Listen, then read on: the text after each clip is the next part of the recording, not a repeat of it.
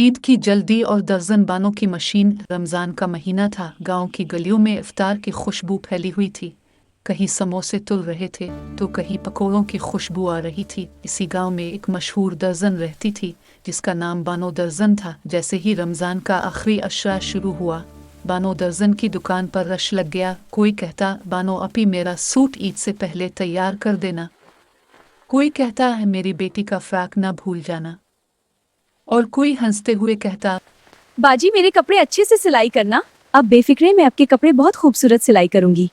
बानो आपी, अगर ईद के दिन कपड़े ना मिले तो हम नए कपड़े कहाँ से पहनेंगे।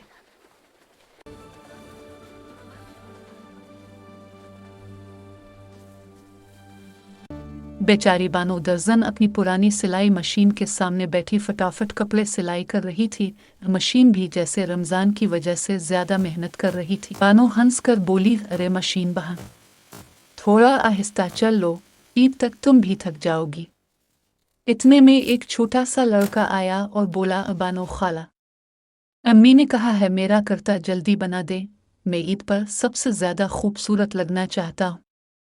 बानो हंस पड़ी और बोली, बाजी बानू ये ले मेरा कपड़ा और अपने लिए मेरा वक्त करता ऐसा सिलाई करूंगी कि सब देखते रह जाएंगे ईद पर। अच्छा बाजी मैं अब चलता हूँ। अच्छा, अब चांद रात को कहकर अपना करता ले जाना। जी बाजी, शुदा हाफिज। रात को तरावी के बाद भी बानो दर्जन अपनी मशीन के साथ बैठी कपड़े सी रही थी।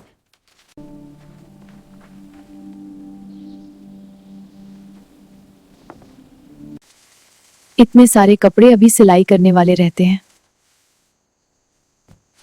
आखिरकार चांद रात आ गई। गांव की गलियों में रोशनी थी। बच्चे खुशी से शोर मचा रहे थे और सब लोग बानो दर्जन की दुकान के बाहर खड़े थे। Thank you, Bano.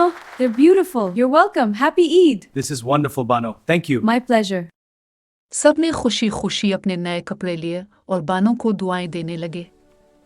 ईद की सुबह जब सब लोग नए कपड़े पहनकर ईदगाह जा रहे थे तो किसी ने हंस कर कहा, अगर बानो दर्जन न होती तो आधा गांव पुराने कपड़ों में ईद मना रहा होता।